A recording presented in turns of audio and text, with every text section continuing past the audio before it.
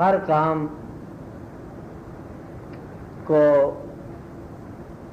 حال میں ایگزیبٹ کرنے کے لیے ایک انسان کی ضرورت ہوتی ہے، ایگزیبٹ.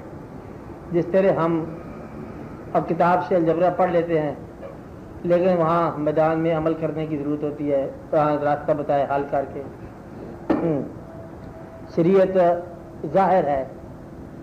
آپ یہ بتاؤ اتنا ظاہر، اتنی حقیقت قرآن پاک کوئی دنیا کا بندہ آج تک زبر زیر نہیں کر سکا. اور انسان کا کمال یہ ہے کہ اس کے اندر 72 تعویلیں ہو گئیں. اتنی ظاہر بات، یعنی کہ اس میں کوئی ایسی گنجائش ہی کوئی نہیں ہے. اور پھر اس کے بندے درمیان میں اختلاف اور فرق کر دیا. تو اس لیے یہ انسان کے اندر ایک دقت ہے کہ وہ کبھی کبھی اپنے خیال کو بھی اپنے علم میں شامل کر لیتا ہے. جس طرح ریفری نہ ہو تو کھیلنے والا قانون جاننے کے باوجود فاؤل کھیل لیتا ہے، وہ سیٹی بجائے گا تو پتہ چلے گا. اس لیے پیر جو ہے نا وہ یہ بجائے گا سیٹی، تم فاؤل چل رہے ہو، تم یہ بدل جائے، کہیں دیکھی کی طرح شاباش دے دے گا، انکریج کر دے گا، آپ کو یاد دلاتا رہے گا کہ یہ ایک واقعہ ہے تاکہ وجہ تمہارا باطن جو ہے وہ روشن رہے. کبھی کبھی زندگی کے ابتلا میں سے رہنمائی بھی کرے گا. رہنما کرنا جائز ہے. کیوں ضرورت ہے؟ تاکہ آپ کو اپنے موجودہ زمانے کی حالات کی مجبوریاں اور مشکلات کے ساتھ دین کا انتباہ کر کے بتائے. ورنہ بڑا مشکل ہو جاتا ہے. جس طرح ایک طرف آپ کے انگریزی اسکول ہیں، ایک طرف درس نظامی ہے، درمیان میں ملنا بڑا مشکل ہے. یہ پیر کا کام ہے اس دنیا کے اندر آپ کیسے گزرو تاکہ آپ کو آسانی ہو جائے. تو کہیں ایک بار زندگی ہونی ہے کہ غلطی نہ ہو. پیر کے بغیر کامیاب ہو سکنا ناممکن نہیں ہے. اچھا، پیر کی موجودگی میں بھی ناکام ہونا ممکن ہے. اب آپ نے یہ دیکھنا ہے کہ پیر کی موجودگی میں کامیاب ہونے والا بہت صحیح کامیاب ہوتا ہے لیکن ناکام بھی ہو سکتا ہے. اس لیے اس کی ضرورت بڑی ہے. وسیلہ ہے، سبب ہے، وہ بتاتا ہے. اس کی پہچان ہو جاتی ہے کہ یہ کیا مقام ہے. آپ کو آپ کی ذات سے آشنا کراتا ہے کہ جاگنے والے کو سونے والے کا مقام بتاتا ہے، سونے والے انسان کو جاگنے والی بتاتا ہے تاکہ آپ کو باطن سمجھ آئے، مفہوم سمجھ آئے زندگی کا.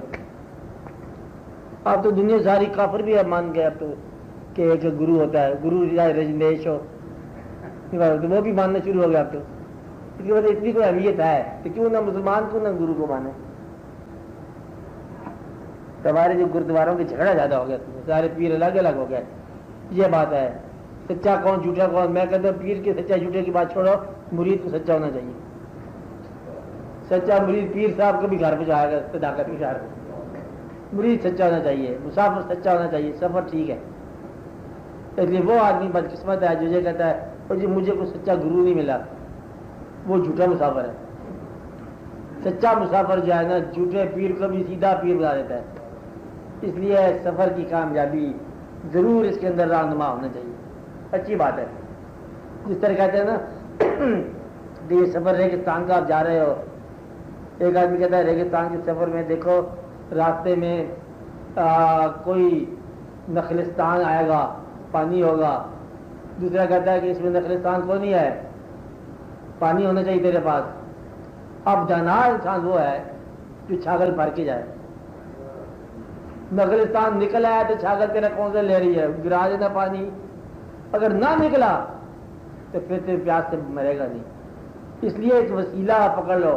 وسیلہ اس طرح ہے کہ کبھی آپ نے دیکھا آپ بازار جائے، یہ بازار نہیں جاتے آپ، تھکا ہوا آدمی بازار جائے، میں تھکا ہوا آج، دوسرا کہا چل میں تیرے ساتھ چلتا ہوں. دوسرا گاڑی نہیں ہے، خالی چلنے سے آسرا ہو گیا، تھکاوٹ دور ہوگی. دو آدمی پیدل چلے تو تھکتے نہیں ہیں. کچھ لوگ سوٹی ہاتھ میں پکڑ لو تو سوٹی بھی ساتھی ہوتا ہے، یعنی کہ تھکاوٹ سمجھ جاتا ہے انسان. اس لیے دو آدمی کا سفر جو ہے نا وہ بڑا اچھا ہوتا ہے، رفیق طریق ہو جاتا ہے، ساتھی. تو حالانکہ دوسرا آدمی جو ہے خالی آپ کے ساتھ باتیں کرتا جائے، زندگی کا لطف آتا ہے. دوسرا ایک اور بڑی جو اہمیت ہے پیر کی وجہ ہے کہ آپ کو مؤدب کر کے آپ کو ادب سکھاتا ہے کہ جب آپ پر جلوے آشکار ہو جائیں تو کہیں آپ گستاخ نہ پائے جائیں. ادب سکھاتے ہیں.